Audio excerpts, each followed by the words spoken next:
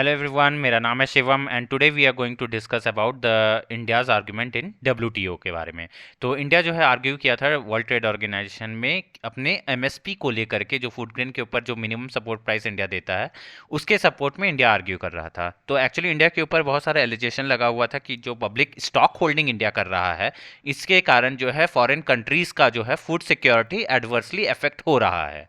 हाँ, तो ये पहले हम जान जाते हैं कि वर्ल्ड ट्रेड ऑर्गेनाइजेशन क्या है। तो वर्ल्ड ट्रेड ऑर्गेनाइजेशन एक इंटरनेशनल बॉडी है जो कि इस्टेब्लिश किया गया था ताकि वो इंटरनेशनल वर्ल्ड ट्रेड को लिबरलाइज कर सके, फ्री ट्रेड हो सके और सुपरवाइज करे। हाँ, तो बेसिकली ये एक सक्सेसर था World Trade Organization General Agreement on Tariff and Trade का, दैट जिसे हम लोग जीएटीटी बोलते हैं। सिंस जो इस्टेब्लिश किया गया था, जनरल गैट इस्टेब्लिश किया गया था 1947 में, right, general Agreement on Tariff and trade. और इंडिया गैट का मेंबर है सिंस 8 जुलाई 2000 सॉरी 1948 से। India is a member of the general Agreement on Tariff and trade. इसी का सक्सेसर आया वर्ल्ड ट्रेड ऑर्गेनाइजेशन, और इंडिया जो है वर्ल्ड ट्रेड ऑर्गेनाइजेशन का मेंबर है सिंस 1 जनवरी 1995। तो this was a brief background about it. तो एक्विजिशन क्या था कि जो इंडिया जो है पब्लिक स्टॉक होल्डिंग कर रहा है, राइट, ग्रेन्स का स्टॉक होल्डिंग कर रहा है, इससे जो है फूड सिक्योरिटी इंपैक्ट हो रहा है, एडवर्सली अफेक्टेड हो रहा है। तो 9 कंट्रीज ने एलिगेशन लगाया इंडिया के ऊपर। 9 कंट्रीज कौन कौन सा है? United states, Australia, Canada, right, Paraguay, Uruguay, Thailand, Thailand हो गया, और ब्राजील, जापान, न्यूजीलैंड। तो ये सारे कंट्रीज जो है इंडिया के ऊपर ये एलिगेशन लगा रहे हैं और इंडिया से कंसल्टेशन मांग रहे हैं कि वो जो है जो पीस क्लॉज को इन्वोक जो किए हैं, हाँ, तो उसके बारे में डिस्क्लोज करे, इंफॉर्मेशन दे कि वो कितना फूड सिक्योरिटी के अकॉर्डिंग कितना ग्रेन्स को वो प्रोक्योर करते हैं, कितना सब्सिडी प्रोवाइड करते हैं, राइट। तो हम लोग जानेंगे, ये जैसे मैंने वर्ड यूज किया पीस क्लॉज, बाली पीस क्लॉज, तो ये क्या है, राइट।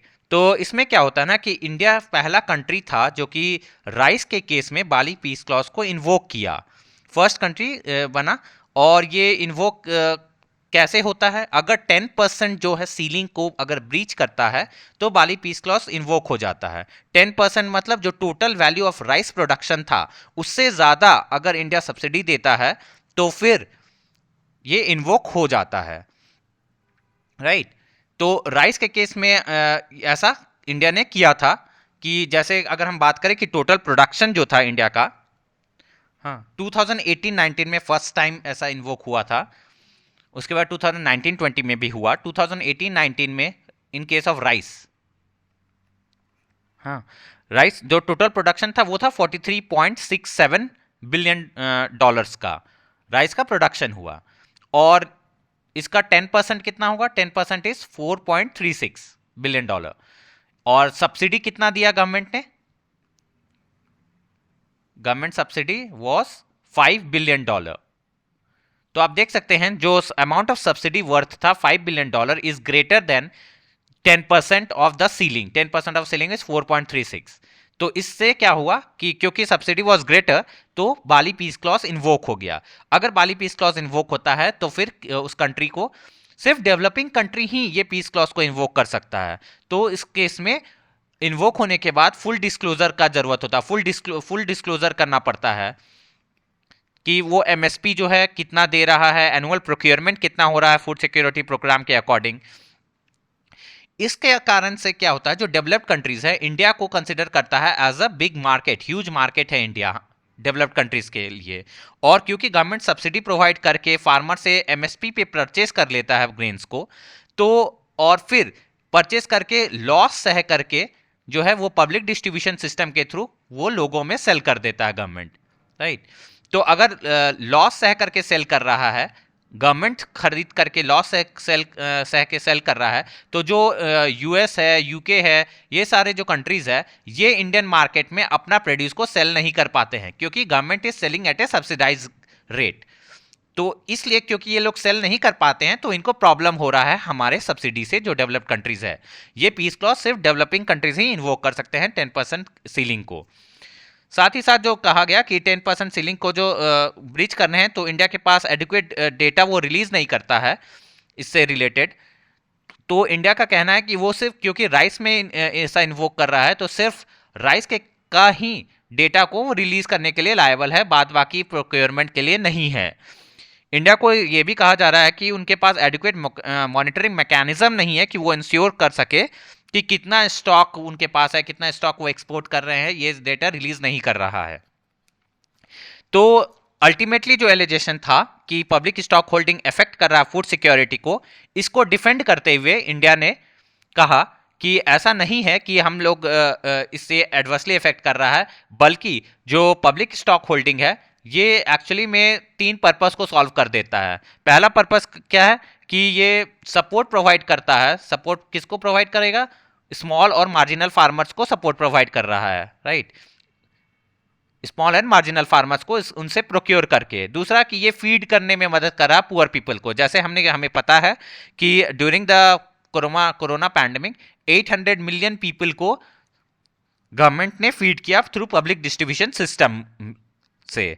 और ये तीसरा पॉइंट ये है कि ये जो है ग्लोबल प्राइस को कंट्रोल में रखता है, जो इंटरनेशनल प्राइस है उसको बढ़ने नहीं देता है अगर पब्लिक स्टॉक होल्डिंग इंडिया करता है तो। ये कैसे पॉसिबल है? जैसे एक एग्जांपल देता हूं कि ग्लोबल जो है सब 2020-21 के टाइम में जो राइस का एग्जांपल देते हैं, राइस का जो एक्सपोर्ट इंडिया ने किया था उस टाइम पे, total export was 56 million ton, right, 56 million ton. और जो इंडिया ने पब्लिक डिस्ट्रीब्यूशन सिस्टम के थ्रू जो डिस्ट्रीब्यूट किया राइस को, वो था अमाउंट 58 मिलियन टन, और टू अराउंड 800 मिलियन पीपल को डिस्ट्रीब्यूट किया गया था ये। तो इंडिया का जो पब्लिक डिस्ट्रीब्यूशन था, और ये पॉसिबल क्यों हुआ? क्योंकि पब्लिक स्टॉक होल्डिंग किया हुआ था राइस का, that was greater than export. 58 is greater than export quantity 56, right.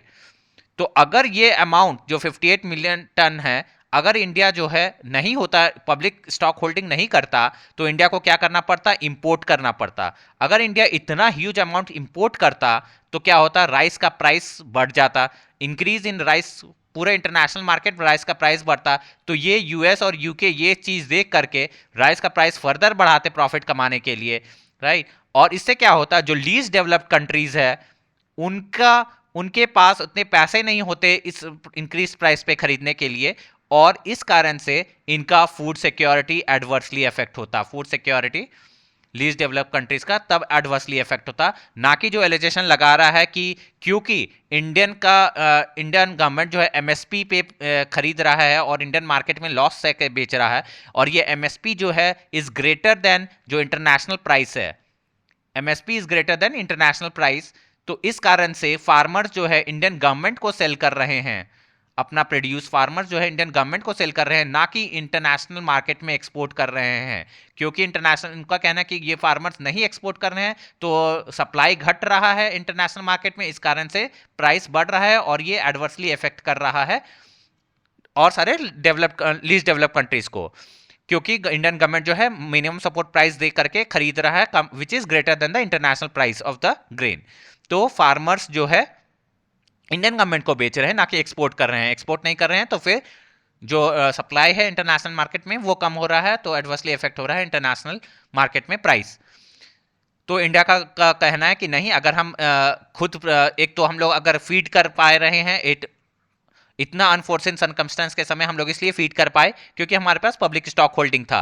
ये स्मॉल मार्जिनल फार्मर्स को भी मदद कर, और एक्चुअली में ये ग्लोबल प्राइस को कंट्रोल में रखने में मदद कर रहा है, क्योंकि हम लोग डिमांड कम कर किए तो डिमांड कम होने से प्राइस कम रहा, और फिर इससे जो है इंटरनेशनल मार्केट में प्राइस कम होने से जो लीस्ट डेवलप कंट्रीज है उसको फायदा मिला।